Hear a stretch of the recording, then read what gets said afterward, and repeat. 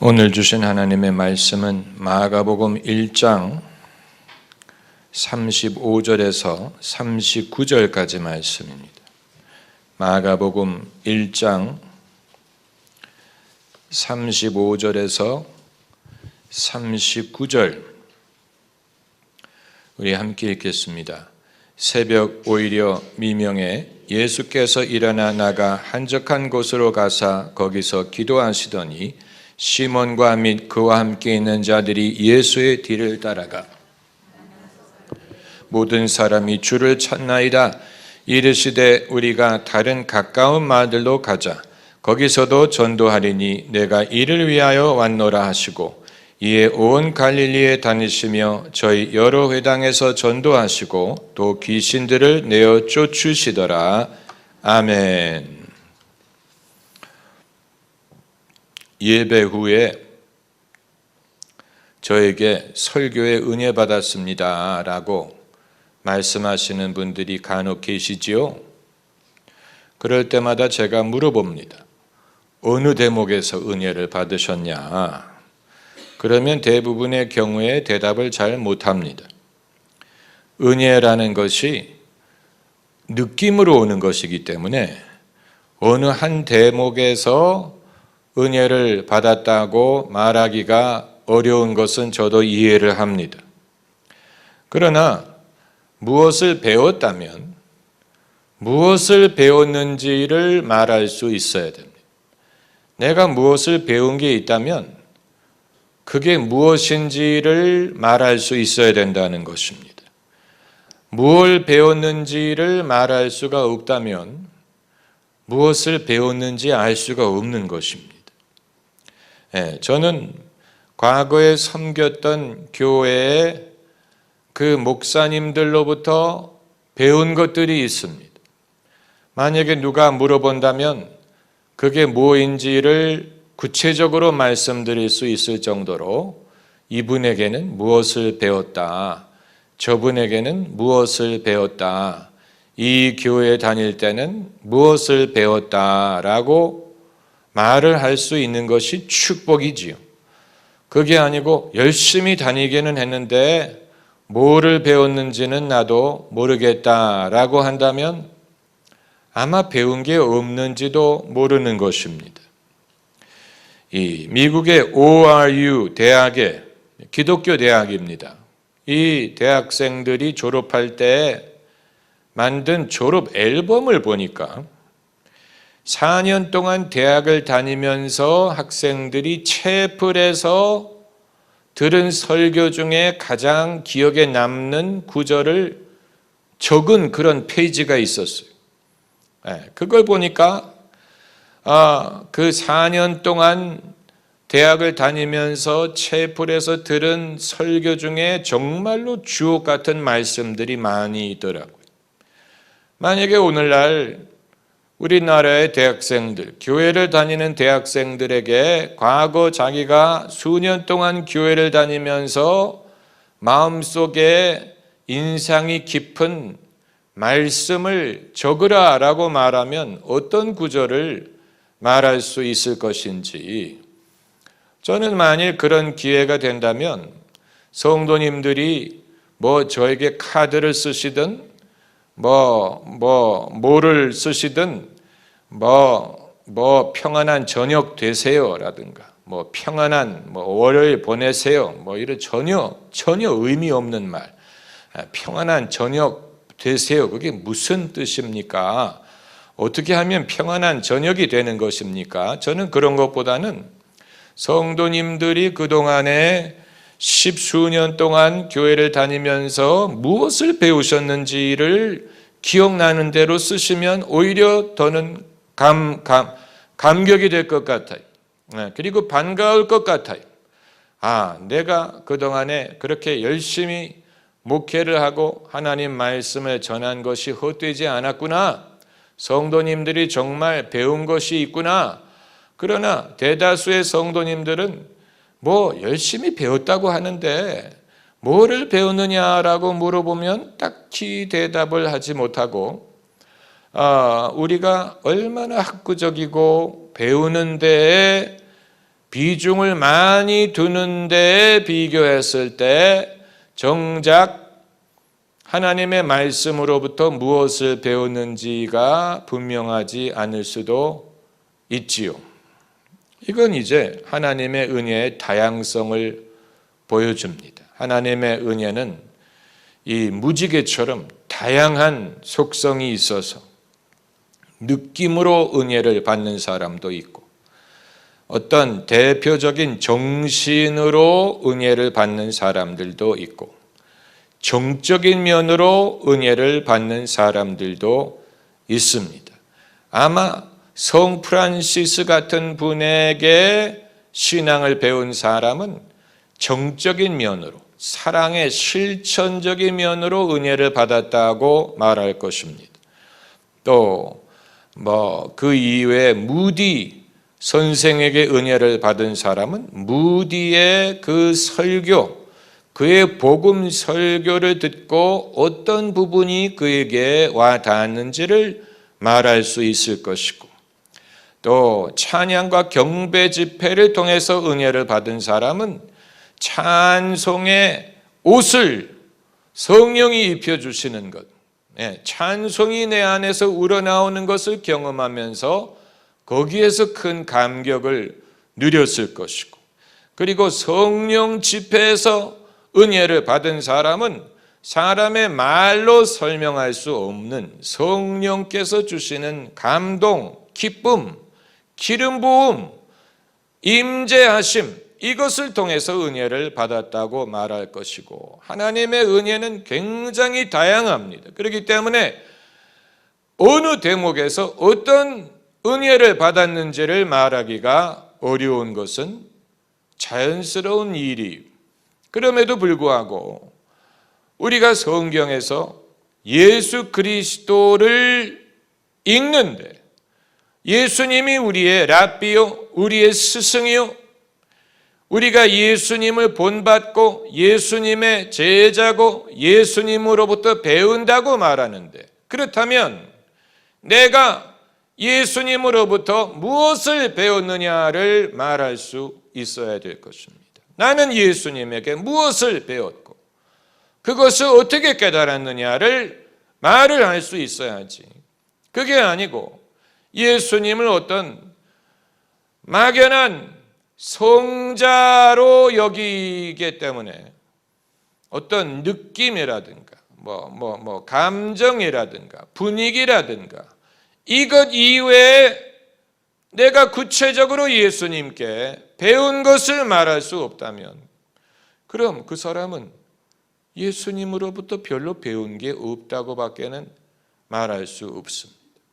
우리가 무엇을 근거로 예수님에게 배우겠습니까?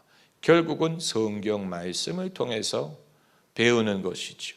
나의 상상을 통해서 배운다는 말입니까? 어떤 환상을 통해서 예수님으로부터 배운다는 것입니까? 성경에 이렇게 예수님의 말씀과 행적이 많이 기록이 되어 있는데 거기서 구체적으로 예수님께 배우는 것이 없다면 그 사람이 다른 방법으로 어떻게 예수님에게 배울 수가 있다는 말입니까? 오늘 본문도 우리가 예수님으로부터 구체적으로 배울 수 있는 한 가지 사례, 예수님이 그 전날 저녁까지 아주 바쁘게 사역을 하셨어요. 온 동네가 집에 모였다, 온 동네가 문 앞에 모였다고 할 정도로 사람들이 예수님을 찾고 예수님의 능력이 나타나고 밤늦게까지 피곤하게 사역을 하셨어요. 그런데 그 다음 새벽에 예수께서 아직 어두울 때 한적한 곳에 가서 기도를 하셨어요. 기도회를 가지신 게 아니에요. 단독으로 기도하셨어요. 예수님은 새벽에 기도회를 인도하지 않으셨어요. 제자들을 데리고 가서 기도하지 않았어요. 만약에 제자들을 데리고 가서 기도하셨다면 베드로와 제자들이 예수님을 찾을 이유가 없는 것입니다. 단독으로 가서 기도하셨기 때문에 베드로와 제자들이 예수님을 찾으러 간 것이지, 예수께서는 당신이 기도하는 방식을 제자들에게 요구하셨다는 성경 구절을 찾아볼 수 없습니다. 유일하게 너희가 깨어서 나와 함께 기도하자라고 하신 것은 겟세마네 동산에서 잡히시기 전에 3명의 제자들만을 데리고 가셔서 그렇게 부탁을 하셨는데, 그마저도 제자들이 눈이 무거워서 기도하지 못하고 잠이 들었다고 한 것을 보면, 예수님은 제자들에게 기도할 것을 명하시고 믿음으로 할 것을 명하시고 또 구하면 주신다고 말씀하시고 기도 이외에는 이런 유가 나가는 것이 없다고 말씀하셨지만, 제자들과 같이 기도하셨다는 성경 구절을 찾아볼 수는 없습니다. 같이 기도하셨던 것 같지 않아요. 예수님이 기도하실 때는 단독으로 가서 거기에서 아버지께 기도하신 것으로 보입니다. 오늘 본문에 새벽에 가서 기도하신 것도 그렇고 겟세마네 동산에서 기도하실 때에도 제자들과 함께 동산에 들어가셨지만 돌 하나를 던질 만한 곳에 가셔서 따로 기도하셨다 하는 것을 보면, 예수님이 아버지께 뭐라고 기도하셨을지 우리는 상상하기 어렵습니다. 뭐라고 기도하셨을까? 유일하게 예수님의 기도 내용을 기록한 책은 요한복음이에요. 요한이 예수님의 기도 내용을 기록을 했어요. 나사로의 무덤 앞에서 기도하신 것, 그 기도 내용을 기록했고, 그리고 동산에서 기도하신 것을 요한복음 17장 전장에 걸쳐서 아주 길게 기록을 했지요. 그런데 그 내용을 보면 공관복음에서 기도하신 것과 약간 차이가 있습니다.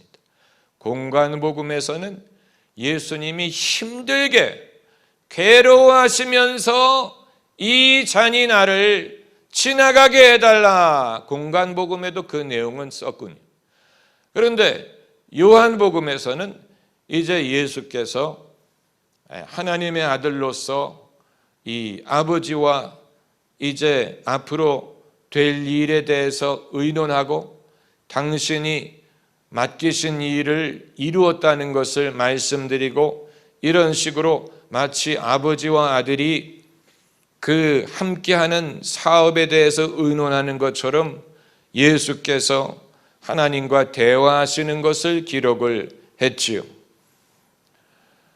그 이외에는 예수님이 어떤 식으로 기도하셨는지 성경이 기록을 하지 않았기 때문에 우리가 궁금하게 생각할 수밖에 없습니다마는, 그러나 그 기도의 결과로 예수님이 어떻게 하셨느냐?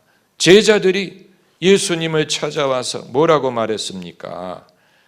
모든 사람이 주를 찾나이다. 모든 사람이 주를 찾나이다. 새벽부터. 그런데 예수께서 단호하게 말씀하시기를, 우리가 일어나 다른 마을로 가자. 거기서도 내가 전도하리니 이 일을 위하여 내가 왔느니라 하시면서 당신의 우선순위를 분명하게 밝히셨어요. 예수님의 방법입니다. 예수님이 일하신 방법, 예수님이 사용하신 방법, 예수님의 성격을 엿보게 해주는 사건입니다. 사람들이 다 예수님을 찾습니다. 대부분의 사람들은 그 말에 약하게 반응할 거. 오, 그래. 그러면 내가 가서 만나줘야지. 모든 사람이 주님의 도움을 구하고 있나이다. 아, 그래. 그러면 내가 가서 도와줘야지. 당연히 내가 그들에게 의무가 있지. 이렇게 대답할 텐데, 예수님은 그 말을 들은 척만 척하시고, 우리가 일어나 다른 마을들로 가자. 거기서도 전도하리니 내가 이 일을 위하여 왔느니라. 예수께서는 사람들을 섬기러 오셨지만, 그렇다고 사람들이 늘 요구하는 대로 서비스를 제공한 건 아니에요. 사람을 섬기러 오셨다고 했으면 모든 사람이 예수님을 찾는다면 섬겨야 되는 게 아닙니까? 아니, 예수님이 말씀하신 섬기러 왔다는 말은 그런 식으로 사람들이 요청하는 것을 다 제공하기 위해서 오셨다는 뜻이 아니고 사람을 구원하러 오셨다라는 뜻입니다. 구원하러 오셨어요. 그렇기 때문에 그것이 예수님의 우선순위였고, 예수께서는 바쁘신 중에도 사람들이 예수님을 다 찾는 중에도 기도하심으로 당신이 해야 될 일과 우선순위를 늘 분명하게 발견하셔서 늘 그것을 쫓아가신 분입니다. 우리가 이것을 배워야 됩니다. 우리는 이런 일에 대해서 자신 있게 행하려고 하지 못하고 늘 사람들이 찾는다는 말에 마음이 약해질 수 있고 흔들릴 수 있고, 사람들이 이런 말을 합니다, 저런 말을 합니다 라는 데에 흔들릴 수 있지. 예수님은 사람들의 하는 말을 듣기 전에 하나님의 말씀에 귀를 기울이시고 먼저 일어나서 하나님의 말씀에 귀를 기울이고, 그렇게 함으로써 사람들이 뭐라고 말하든, 제자들이 뭐라고 말하든, 제자들의 입장도 좀 난처했을 거예요. 제자들이 예수님을 대표해야 되는지 사람들의 의견을 대표해야 되는지 막연할 때가 있을 것입니다. 이 경우에는 사람들의 의견을 대표한, 왜냐하면 사람들이 예수님에게 찾아가 말할 수 없기 때문에 제자들에게 찾아가 말한 것, 그리고 제자들은 예수님을 찾아와서 그 내용을 전달한 거예요. 모든 사람이 주님을 찾나이다. 그러나 제자들이 하는 말보다는 예수님은 기도를 통해서 하나님 아버지께서 예수님을 위해 정하신 것을 먼저 아셨어요. 그걸 먼저 생각하셨어요. 그리고 거기에 따라 당신의 할 일을 정하셨어요. 아주 중요한 것입니다. 예수님의 우선순위는 어디에 있었느냐? 거기에서도 전도하리니, 복음 전도하는 일에 우선순위가 있으셨어요. 우리가 이걸 당연하게 받아들일 수 있지만 이건 결코 당연한 일이 아니. 많은 주의 종들이 처음 헌신할 때 예수님에게 헌신하고 예수님의 복음에 헌신합니다. 그러나 섬기다가 보면 그 헌신이 누구를 향한 헌신인지가 헷갈릴 때가 있어요. 이게 교회에 대한 헌신인지, 성도들에 대한 헌신인지, 사람 섬기는 일에 대한 헌신인지, 배고픈 사람들 먹이는 데에 대한 헌신인지 헷갈릴 때가 있죠.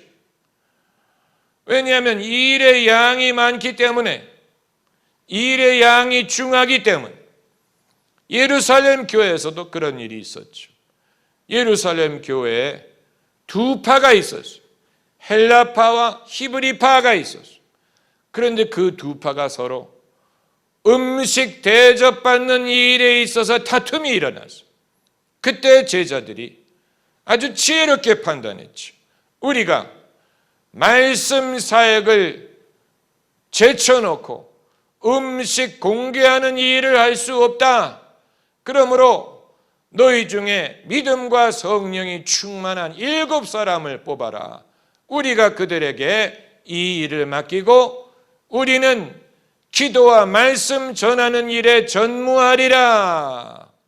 만일 제자들이 이 일의 양에 매몰됐더라면 주께서 원래 그들을 부르셨던 그 사명을 잃어버리고 다른 일이 파묻혔을 거예요. 그렇게 않을 수 있었다는 것이 대단한 일이죠. 예수님 방법을 그들이 배운 거예요. 사역을 하다 보면, 사역은 사람들을 섬기는 일이기 때문에 사람을 섬기는 일은 한도 끝도 없습니다. 그 사실을 아십니까? 사람 섬기는 일은 한도 끝도 없어요. 그건 자식을 키우는 것과 비슷해요. 점심을 먹이면 또 저녁을 먹여야 돼. 그래서 밤에 겨우 설거지를 다 해서 이제 오늘 일과가 끝났다. 그러면 그 다음 날이 빨리 와요. 그래서 다시 부엌이 지저분해져요.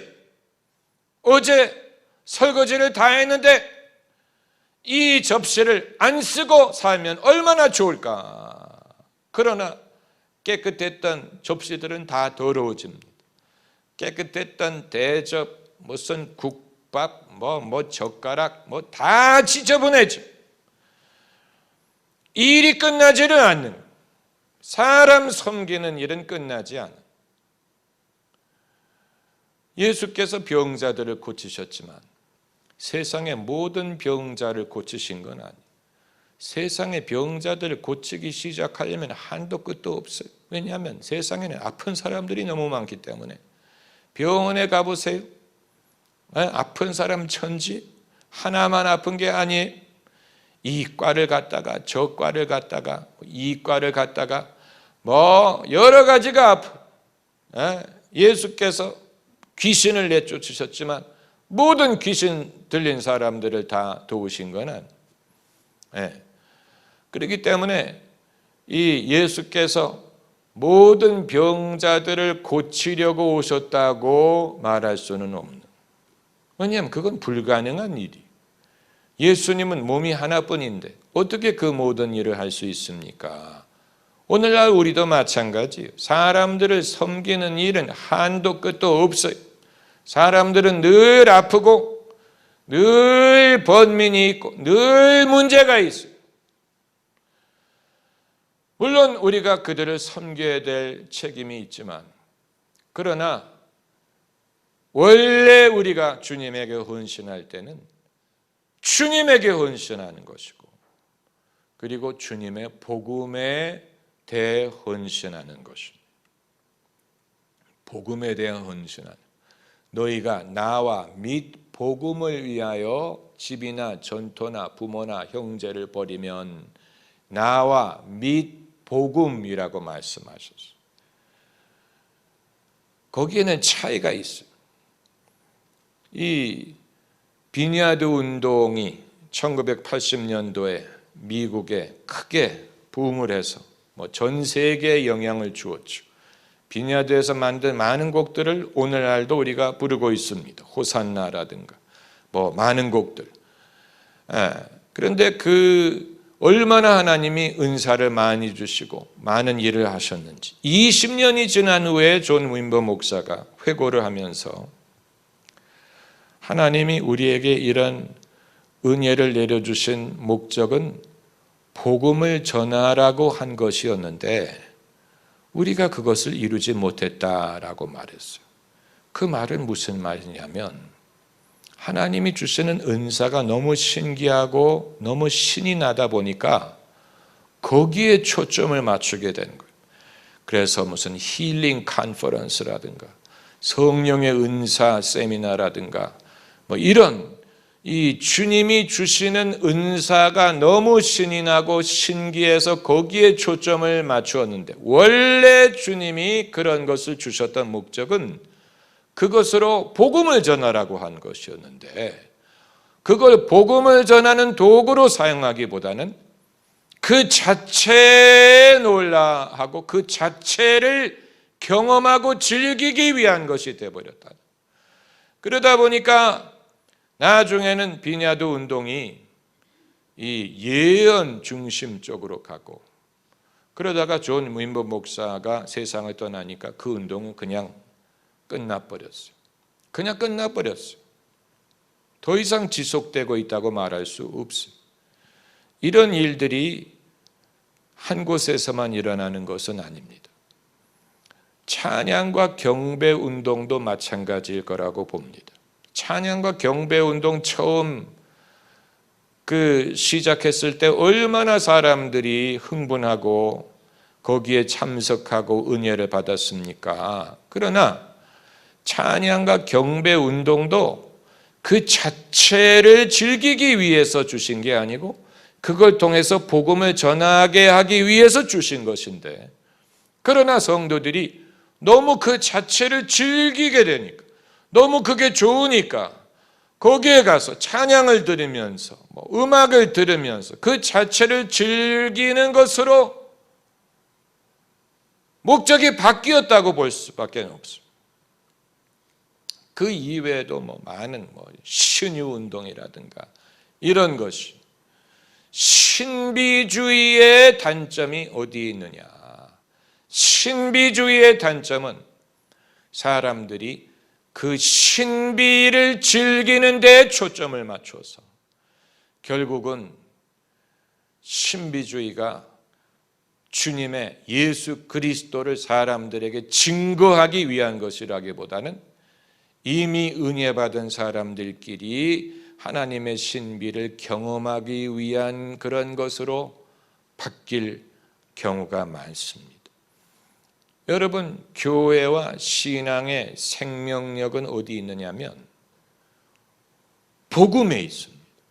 교회가 복음 위주로 복음 전하는 것을 최우선의 사명으로 여기고 거기에 힘을 기울일수록 생명이 있고, 그게 아니고 이미 믿는 사람들끼리 누리기 위한, 관리하기 위한, 유지하기 위한 이런 식으로 가게 되면 생명력을 잃어버립니다. 단숨에 잃어버리는 건 아니에요. 그 원인과 결과의 시차가 한 몇십 년 돼요. 한 10년, 20년 돼요. 그러나 세월이 지나면서 그 결과가 나타나요. 네. 당장 나타나지 않기 때문에 사람들이 잘 몰라요. 생명력은 복음에 있어. 복음 전하는 일, 사람의 영혼을 구원하는 일, 구령, 사람의 영혼을 구원하는 일, 그 일을 위해 예수께서 성령을 보내시는 것이고 성령의 은사를 주시는 것이고 은혜를 허락하시는 것이고 이런 일 저런 일을 이루시는 것인데, 만일 성도들이 초점을 잃어버려서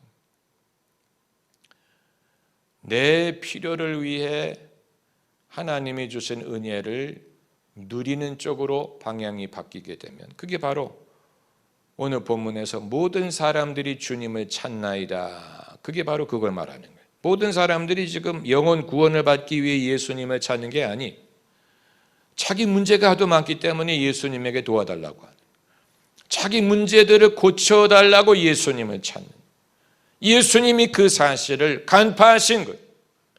그래서 그 요청을 듣지 않으시고 우리가 일어나 다른 마을들로 가자, 우리가 거기서도 전도하리니 내가 이 일을 위하여 왔노라. 이게 단순한 사건 같지만 예수님에게 있어서는 당신이 일하시고 판단하시는 방법을 보여주는 것입니다. 예수님이 이런 식으로 일하셨어요. 우리가 이런 것을 배워야 됩니다.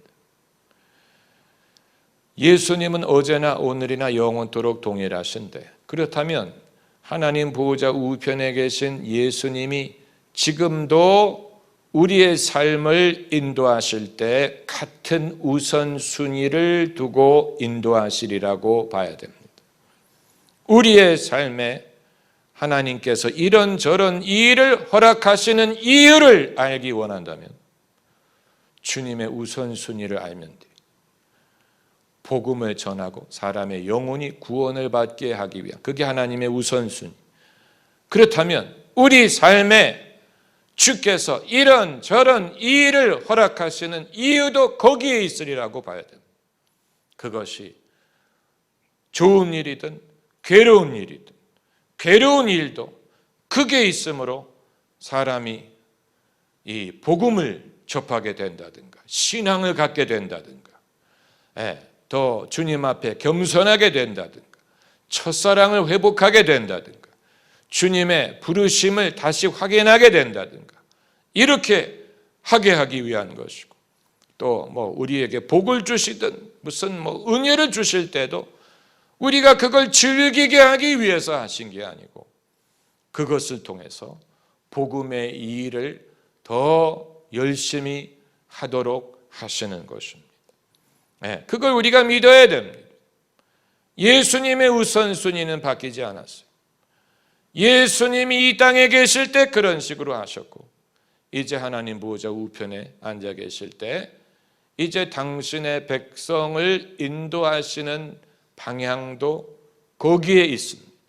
나를 인도하시는 길, 믿는 자들을 인도하시는 길, 그들에게 주님이 바라시는 것, 이런 모든 것은 복음에 있다고 봐야 됩니다. 복음을 위한 것입니다.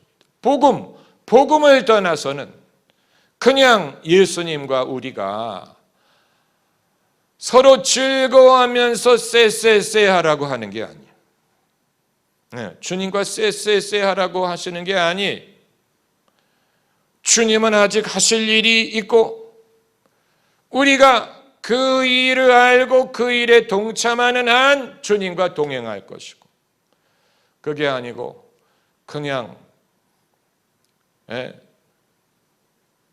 성도들이 목사의 은사라든가 목사의 어떤 재능을 자신의 문제를 해결하기 위한 도구로 사용하기 시작하면서 교회의 목적이 변질이 되고 인간 중심의 사역이 되는 것처럼, 우리가 주님의 그 의도하시는 것을 우리가 쫓아가는 게 아니고 이제 주님의 축복을 즐겨야지.